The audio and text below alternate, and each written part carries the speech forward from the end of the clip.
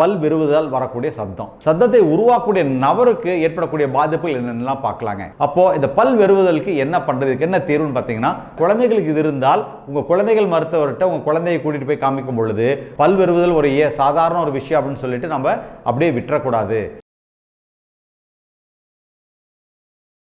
இந்த பல் விருவுவதால் பார்த்தீங்கன்னா என்னென்ன பிரச்சனை ஏற்படலான்னு பார்த்தீங்கன்னா, முதல்ல பல் தேய்மானம் ஏற்படும். அதாவது இந்த உணவு அரைக்கக்கூடிய பகுதி எல்லாம் தொடர்ந்து இப்படி தேய்க்கப்படுறதுனால அந்த பல்ல பார்த்தீங்கன்னா இந்த எனாமல்லாம் தேஞ்சு பல் கூச்சம் வரும். அது மட்டும் இல்லாமல் பல் அப்படியே சிப் அவுட் ஆகும், அதாவது உடஞ்சி போக ஆரம்பிக்கும். சில நேரங்களில் பல் அசைஞ்சு லூஸ் ஆகி ஈவன் பல் விழுகிறதுக்கு ஒரு காரணமாக இருக்கும். சில பேருக்கு பார்த்தீங்கன்னா பல்லே உடஞ்சி போகிற அளவு கூட இந்த மாதிரி ஆகுங்க. அதோடு சேர்ந்து சிலருக்கு பார்த்தீங்கன்னா அந்த ஈறுகள் இருக்கு இல்லைங்களா, ஈறுகள் சுருங்க ஆரம்பிச்சிடும். ஸோ முதல்ல பல் ரீதியாக அந்த தொந்தரவு இருக்கும்.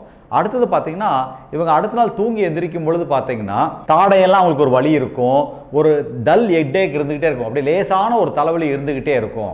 அதோடு சேர்ந்து சிலருக்கு பார்த்தீங்கன்னா அந்த டிஎம்ஜே ஜாயின்னு சொல்லக்கூடிய இந்த தாடை மூட்டு இங்கே இருக்குது, இந்த மூட்டில் வலி வர ஆரம்பிச்சிடும். ஸோ இந்த பிரக்சிசம்னால இத்தனை தொந்தரவுகள் ஏற்படுங்க. சரி, எதனால் இந்த பல் விருவுதல் வருது அப்படின்னு பார்த்தீங்கன்னா, ஒன்று ஸ்ட்ரெஸ், மன அழுத்தம். சில பேருக்கு மனப்பதட்டத்துலேயும் வரும். சிலருக்கு பார்த்தீங்கன்னா அந்த பகல் நேரத்தில் கூட ரொம்ப எமோஷனலாக டென்ஷனாக இருப்பாங்க, எப்போ பார்த்தா இந்த பல்லை கடிச்சிட்டு இருப்பாங்க. சில நேரங்கள் பார்த்தீங்கன்னா இந்த எக்ஸசைஸ் பண்ணக்கூடியவங்க ஜிம்மில் எக்ஸசைஸ் பண்ணும்போது இந்த வெயிட் தூக்கும்போது பார்த்தீங்கன்னா இந்த பல்லை கடிச்சிட்டு தூக்குவாங்க. ஸ்விம்மிங் பண்ணக்கூடியவங்க பார்த்தீங்கன்னா இந்த பல்லை கடிச்சிக்கிட்டு அப்படி ஸ்விம் பண்ணுவாங்க. இந்த காரணத்தால் கூட இந்த நைட் இந்த பல் விருவுதல் வரலாங்க. சில குழந்தைகளுக்கு வயிற்றில் பூச்சி இருந்தாலுமே கூட இந்த பல் விருவுதல் வர காரணமாக இருக்குது அப்படிங்கிற விஷயத்தை கண்டுபிடிச்சிருக்காங்க. இன்னொன்று, அந்த குரட்டை விடுறவங்களுக்கு, இந்த ஸ்லீப் டிஸார்டர் இருக்கக்கூடியவங்களுக்கு கூட இந்த பிரக்சிசம் வருது, இந்த பல் விருவுதல் வருது. அப்போது இந்த பல் விருவுதலுக்கு என்ன பண்ணுறதுக்கு என்ன தீர்வுன்னு பார்த்தீங்கன்னா, ஃபஸ்ட்டு ஒரு பல் மருத்துவர்கிட்ட போகணுங்க. பல் மருத்துவர்கிட்ட போனால் அவர் பார்த்தீங்கன்னா ஒரு சிம்பிளாக ஒரு ஸ்ப்ளின் கொடுப்பார், ஒரு பிளாஸ்டிக்கில் இருக்கக்கூடிய டென்டல் கார்டுன்னு ஒன்று கொடுப்பாரு. அதை போட்டுக்கிட்டோம்னாவே இந்த பல் ஒன்றோட ஒன்று உரையிறதை தடுக்க முடியும். அது மட்டும் இல்லாமல் இதுக்கு பார்த்தீங்கன்னா சில எக்ஸசைஸ் இருக்குது, தாடைக்காக சில எக்ஸசைஸ் இருக்குது. அந்த எக்ஸசைஸ் பண்ணுறது, மன அழுத்தத்தை குறைக்கிறது, அதிகமாக சீவிங்கம் சாப்பிட்றதை தவிர்க்கிறது, பகல் நேரத்தில் இந்த எமோஷனலாக வேலை செய்கிறது, இந்த பல்லை கடிச்சிட்டு வேலை செய்கிறது, இதை தவிர்க்கணும்.